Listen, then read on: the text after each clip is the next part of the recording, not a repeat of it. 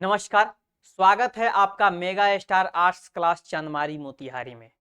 आज हम लोग क्लास 12 हिंदी के चैप्टर को लेकर आए हैं। जैसे कि आज हम लोग एक सीरीज शुरुआत कर रहे हैं और यह सीरीज है हिंदी का।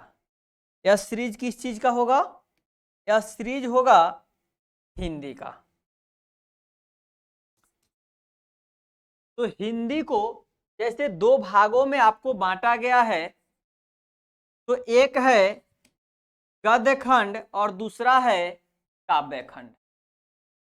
तो आज हम लोग प्रारंभ कर रहे हैं काव्य खंड का पहला चैप्टर और आइए इसके संपूर्ण विश्लेषण को हम लोग जानेंगे। तो चलिए, मेगा स्टार आर्ट्स क्लासेज चांदमारी मोतिहारी बिहार, चैप्टर कौन सा हुआ? एक पहला चैप्टर है। और चैप्टर कौन सा हम लोग पढ़ रहे हैं, गद्य खंड या काव्य खंड? तो हम लोग काव्य खंड को पढ़ने जा रहे हैं। सब्जेक्ट जो है हमारा क्या है? हिंदी है। और कौन सा क्लास का हिंदी है? तो 12th क्लास का हिंदी है। और वो भी हमारा प्यारा प्यारा बिहार बोर्ड है। तो आओ हमने बिहार बोर्ड के हिंदी के हमनी के पढ़े के बाद चलिए ध्यान दीजिएगा। सबसे पहले अगर चैप्टर की शुरुआत करेंगे तो चैप्टर की शुरुआत करने से पहले हम लेखक के बारे में जानेंगे कि आखिर जो चैप्टर है इस चैप्टर को लिखा किसने है और उस चैप्टर का नाम क्या है। तो जो चैप्टर का नाम है वह नाम है कड़बक। क्या नाम है? कड़बक। तो जो कड़बक पाठ है बाबू, जो कड़बट पाठ है, इस पाठ के लेखक कौन है? तो सबसे पहले लेखक की बात करेंगे तो मलिक मोहम्मद जायसी जी लेखक है। कौन लेखक है? मलिक मोहम्मद जायसी जी। तो अब इस चैप्टर की ओर जाने से पहले हम लोगों को यह जानना जरूरी है कि ये चैप्टर जिन्होंने लिखा है उनकी जीवनी को जानना है। तो उनकी जीवनी के बारे में अगर हम लोग पता करें तो अगर जन्म की बात करें, किनकी जन्म की बात हो रही है? मलिक मोहम्मद जायसी की। तो इनकी जन्म लगभग 15वीं सदी के लगभग मानी जाती है और अनुमानतः इनकी जो जन्म है वो 1492 है। अभी क्या चल रहा है बुआ? 21वीं सदी चल रहा है और उसमें भी 2024 चल रहा है। क्या चल रहा है?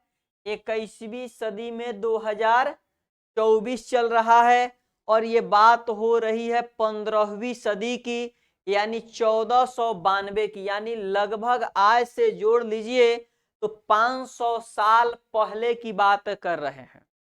तो 500-600 साल पहले की बात लगभग अनुमानतः बताया गया है। रियल इनका जन्म निर्धारित नहीं पता चल पाया, जिसके अनुमानतः लगा दिया जाता है। निधन यानी मृत्यु की अगर बात की जाए तो मृत्यु उनकी मानी जाती है 1548 में, अनुमानतः मने लगभग, अनुमानतः कहिए या लगभग कहिए। निवास स्थान यानी ये कहाँ रहते थे? तो जायस नामक जगह जो कहाँ है? कब्र अमेठी। और अमेठी कहाँ है बउआ? उत्तर प्रदेश। अमेठी कहाँ पड़ता है? उत्तर प्रदेश के जायस नामक जगह पर इनका निवास स्थान था। इनके पिता की अगर बात करें, इनके पिता कौन थे? मलिक मोहम्मद जायसी के पिता कौन थे? तो इनके पिता का नाम था गुरु मलिक शेख ममरेज। क्या नाम था? गुरु मलिक शेख ममरेज। और इनको एक और नाम से भी पुकारा जाता था, मलिक राजे अशरफ। क्या नाम से पुकारा जाता था? मलिक राजे अशरफ के नाम से भी इनको पुकारा जाता था। और बात किया जाए इनके गुरु की, तो इनके गुरु कौन थे? तो सूफी संत शेख मोहिदी इनके गुरु थे। और दूसरे सैयद अशरफ जहांगीर इनके गुरु थे। किनके गुरु की बात हो रही है? तो मलिक मोहम्मद जायसी जी की गुरु की बात हो रही है। प्रीति की बात किया जाए कि इन्होंने क्या किया इनके बारे में, तो आरंभ में शुरुआती में जायस में रहते हुए, जायस का मतलब ये अपने घर, इनका घर कहाँ था? जायस अमेठी में रहते हुए इन्होंने क्या किया? किसानी किया। बाद में शेष जीवन फकीरी में बिता दिया, यानी मांग चांग कर खाने में बाकी जीवन इन्होंने क्या किया? बिताया। और बचपन में ही अनाथ हो गए।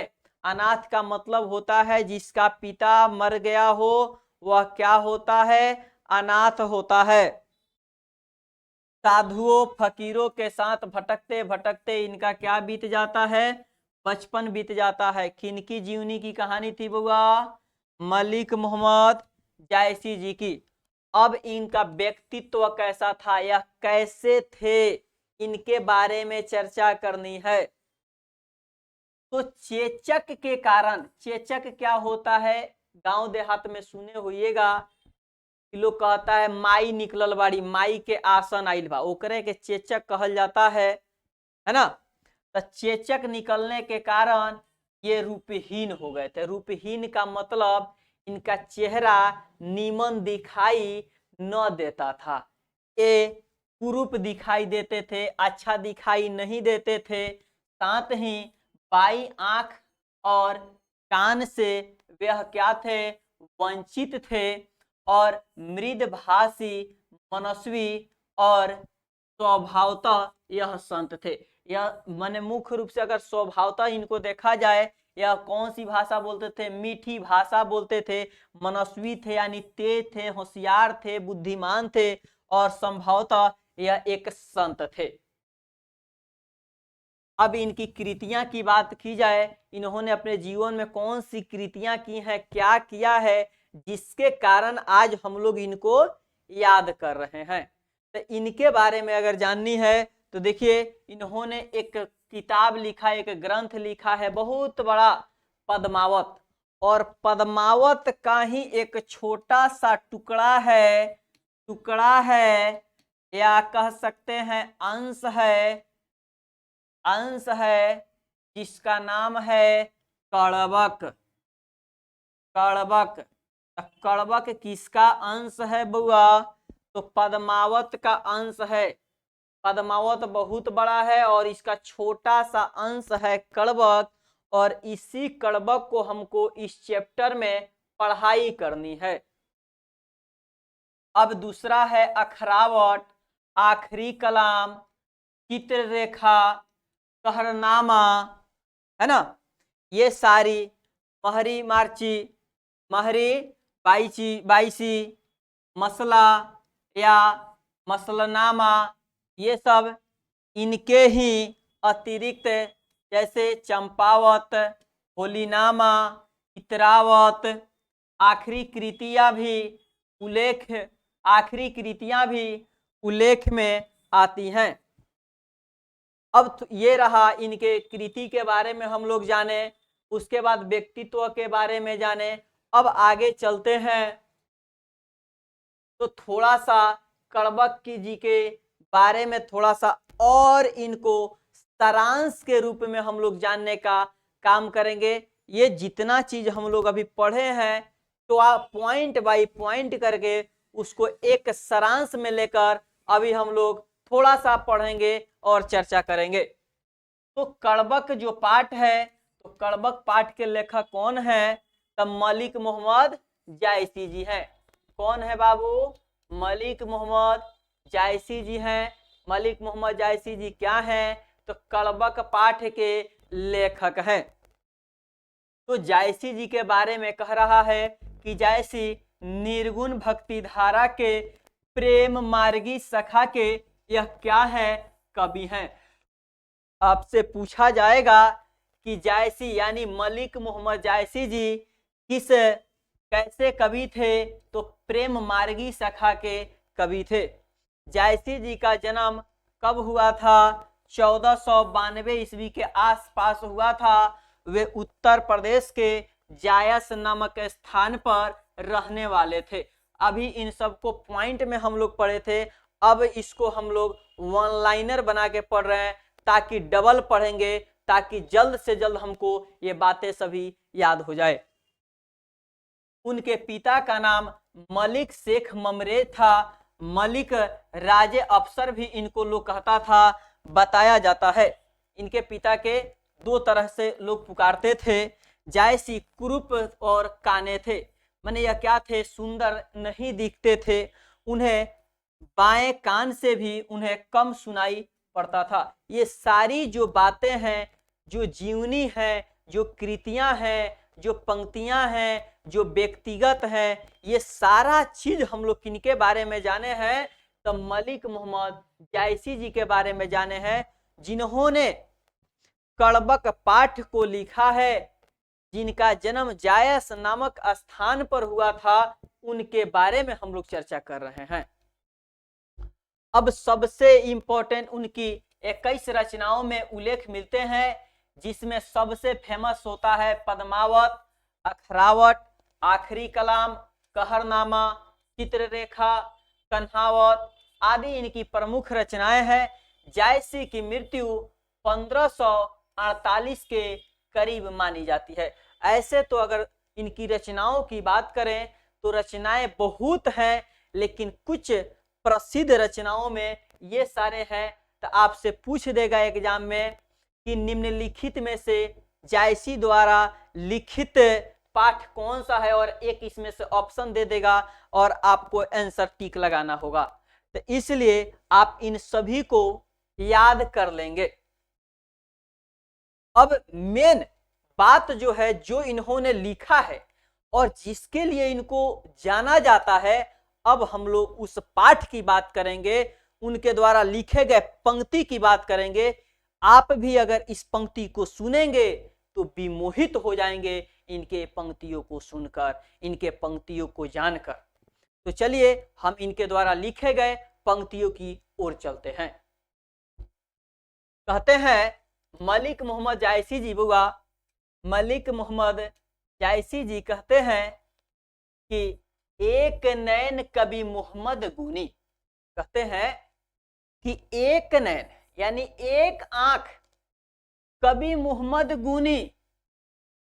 कवि जो है कौन है, कवि कौन है, मलिक मोहम्मद जायसी। तो एक नैन कवि मोहम्मद गुनी यानी एक नैन होते हुए भी कवि जो है मोहम्मद गुनी जो है, गुनी है, क्या है, गुनी है, गुणवान है। सोई बिमोहा जेई कवि सुनी, जो भी इनके बातों को सुनता है, जो भी इनके बातों को सुनता है, वह कवि के बातों को सुनकर क्या हो जाता है, विमोह हो जाता है, मोहित हो जाता है। और आपके एग्जाम में इस तरह का लाइन दे देगा और कहेगा इसका व्याख्या कीजिए, इस पंक्ति का व्याख्या कीजिए, इस पंक्ति के सारांश बताएं, ये कहां से लिया गया है या किस लेखक के द्वारा यह पंक्ति है। ऐसे ऐसे क्वेश्चन आपके एग्जाम में पूछे जा सकता है। तो प्रस्तुत पंक्ति मलिक मोहम्मद जायसी के द्वारा रचित महाकाव्य पद्मावत का अंश है। यहां तक आपको मलाई मारना होगा, मलाई मार के लिखना होगा। क्यों? क्योंकि आपको शुरू में ही बताए हैं कि जौन बबुआ कड़बक पाठ है, कड़बक पाठ है, यह किसका अंश है, किसका, तो पद्मावत का अंश है। कहा गया पद्मावत, ये रहा। तो पद्मावत का एक छोटा सा टुकड़ा हम लोग पढ़ रहे हैं, जिसमें कवि कहते हैं कि एक नैन के होते हुए भी जायसी क्या है, गुणी है, गुणवान है। जो भी इनकी काव्य को सुनता है, इनकी बातों को सुनता है, इनकी रचनाओं को सुनता है, वह मोहित हो जाता है। वह सुनना, सिर्फ इनकी बातों को ही सुनना चाहता है। यह कौन कह रहे हैं? ये सारी बातें मलिक मोहम्मद जायसी जी के द्वारा लिखित पाठ के माध्यम से हम लोग देख रहे हैं। अगला पंक्ति में मलिक मोहम्मद जायसी जी कहते हैं कि चांद जैसे जग विधि अवतारा, कहते हैं चांद जैसे जग विधि अवतारा, माने चांद के जैसा, जग मने संसार है ना, इस विधि के विधान में ये भी अवतारित हुए, ये आए, ये इनका जन्म हुआ। कैसा? चांद के जैसा ये जग में आए। दिन कलंक तीन ही उजियारा, लेकिन जैसे चांद में दाग है वैसे ही इनके ऊपर भी कलंक है। जग सूझा एक ही नैनाहा, लेकिन जग मने संसार को सूझा है, देखा है। कैसे देखा? एक ही आंखों से देखा।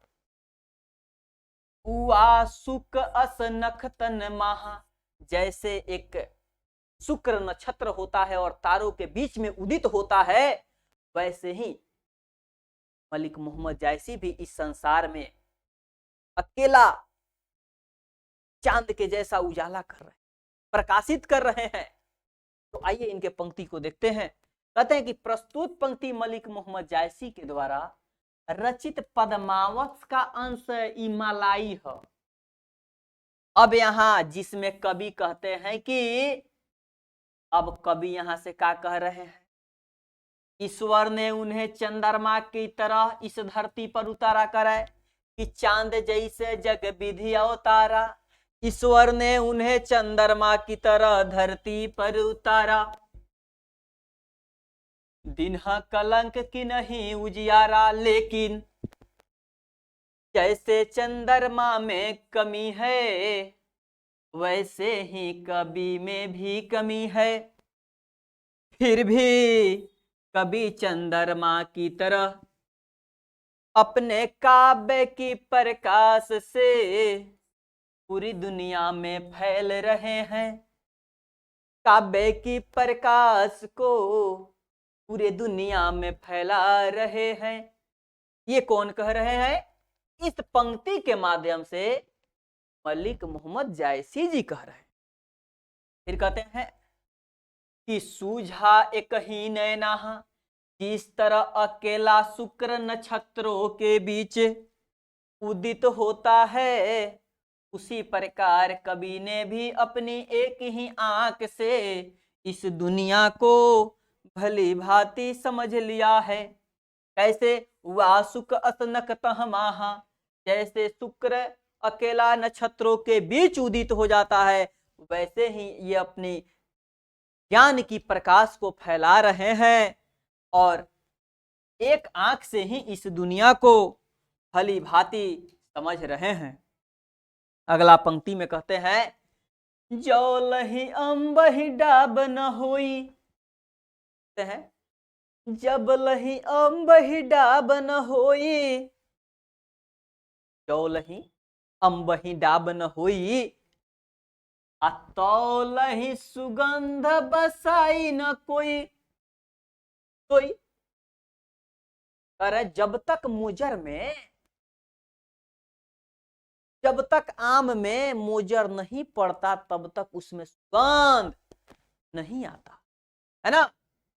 तौलही सुगंध बसाई न कोई, तब तक उसमें सुगंध नहीं।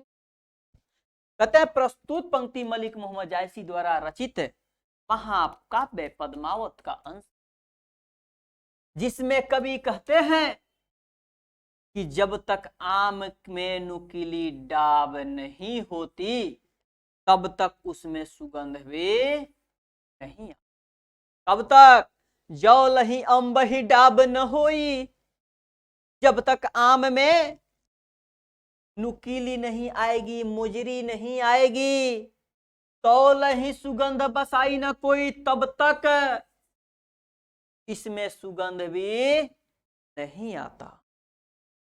अगला पंक्ति में कहते हैं किन्ह समुद्र पानी जो खारा, आतो अति भयो असुर अपारा।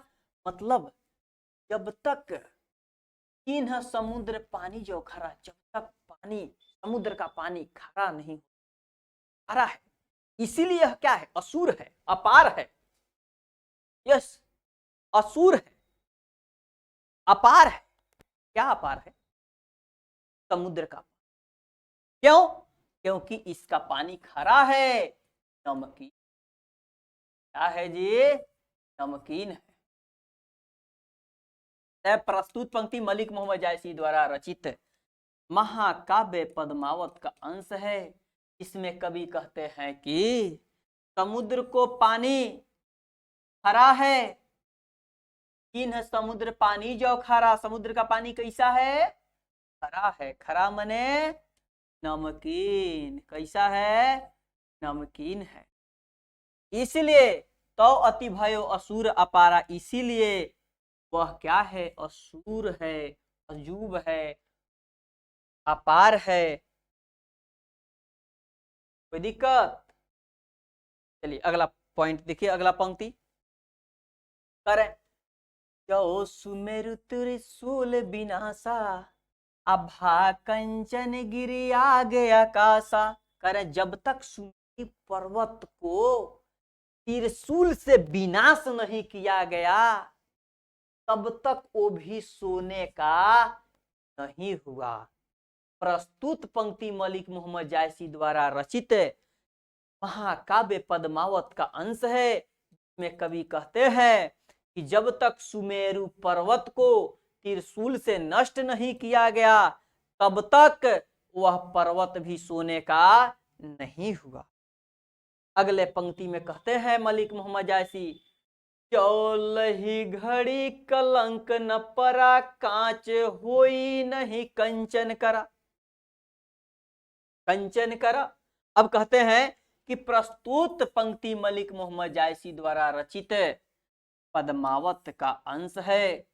कवि कहते हैं कि जब तक ओड़िया मने घड़ा, सोने गलाने वाला जो पात्र होता है, जो घड़ा होता है, खैला होता है, वो सोने को गलाया नहीं जाता तब तक वह कच्ची धातु कभी भी सोना का नहीं होता। जब आपको भी पढ़ना है, आपको भी मेहनत करना है, जब तक आपका पसीना नहीं निकलेगा तब तक आप भी चमक नहीं सकते। कहते हैं अगला पंक्ति में, एक नैन जस दर्पण औते ही निर्मल भाऊ। हैं एक नैन जस दर्पण औते ही निर्मल भाऊ, तब रूपवंत गही मुख जो ही कई ताऊ। सारे दुनिया में बहुत बहुत रूपवान लोग हैं, लेकिन ये एक ही नैन से जस दर्पण एकदम शीशा की तरह सारे दुनिया को ये देख रहे हैं, और सारे लोग इससे रूपवान होकर भी इनके मुंह की ओर ताकते हैं जी ये कुछ कहें, ये कुछ गाएं ताकि हम इनको सुने, है ना।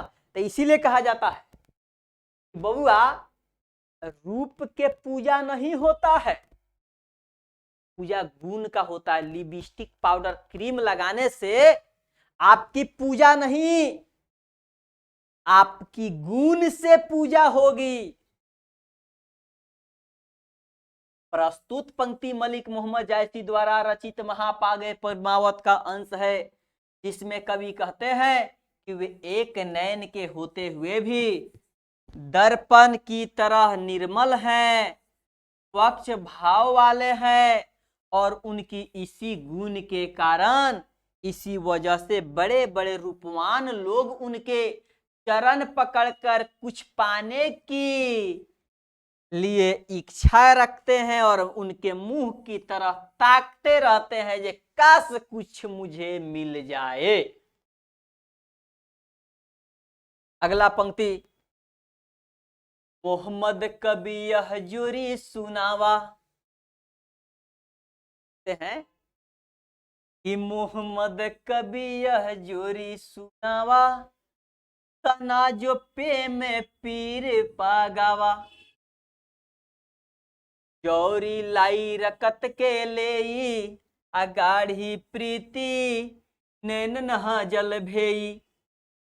कहते हैं कि प्रस्तुत पंक्ति मलिक मोहम्मद जायसी के द्वारा लिखित पद्मावत का अंश है, जिसमें कवि कहते हैं, अब यहां से शुरू, ये इनका अर्थ यहां से शुरू होता है, जिसमें कवि कहते हैं कि अपने काव्य के बारे में सुनाते हुए वो कहते हैं कि मैंने यह काव्य रचकर सुनाया है, और कैसे रच रच के सुनाया है, रच रच के लिखा है, और जितने भी लोग इसे सुना है उसे प्रेम की पीड़ा का अनुभव हुआ है। जितने लोग मेरे काव्य को सुनते हैं वो पीड़ा होता है, वो दर्द होता है। कैसा?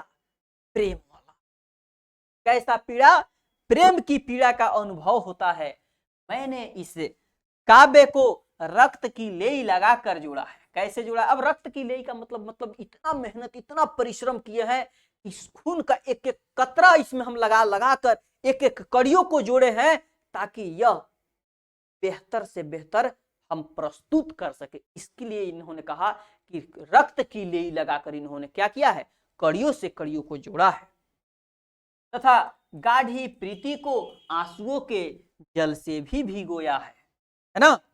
अगला पंक्ति में कहते हैं, ओ मन जानी कबित अस किन्हा, मक यह रहे जगत में किन चिन्हा, कहाँ सो रतन सेन अब राजा, कहाँ सुगा अस बूढ़े उपराजा, कहाँ अलाउद्दीन सुल्तान, कहाँ राघव जड़ किन्हे बखान, कहाँ रुपुन पद्मावती रानी, कोई न रहा जग रही कहानी। कहते हैं कि कहाँ है वे जाने माने लोग, कहाँ गए ये जगत में, कोई रहने वाला इस जगत में नहीं है।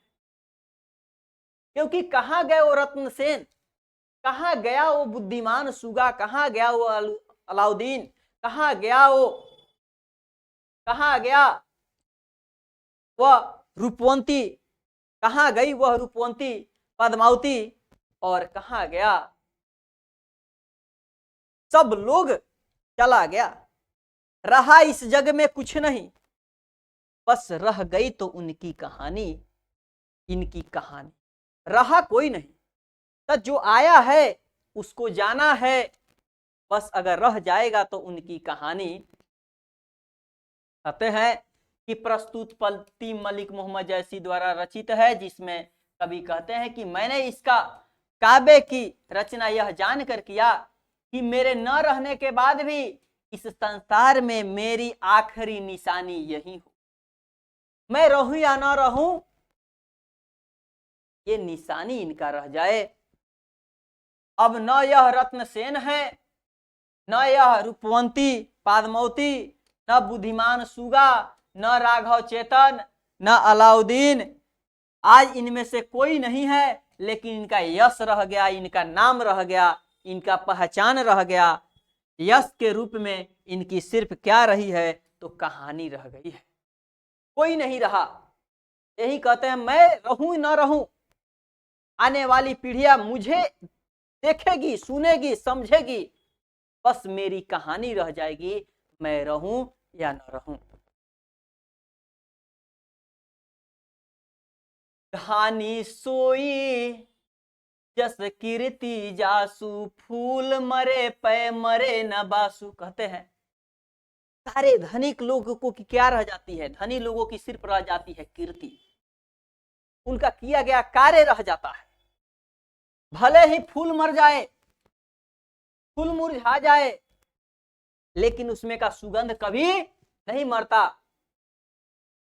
कहते हैं कि प्रस्तुत पंक्ति मलिक मोहम्मद जायसी द्वारा रचित महापाद्य पद्मावत का अंश है, जिसमें कवि कहते हैं कि वह पुरुष धन्य है जिसकी कृति और प्रतिष्ठा इस संसार में है, उसी तरह रह जाती है जिस तरह पुष्प के यानी फूल के मुरझा जाने के बाद भी उसमें क्या रह जाती है? सुगंध रह जाती है। केड़ न जगत जस बेचा, मैंने कोई भी व्यक्ति यश को आज तक बेच नहीं पाया।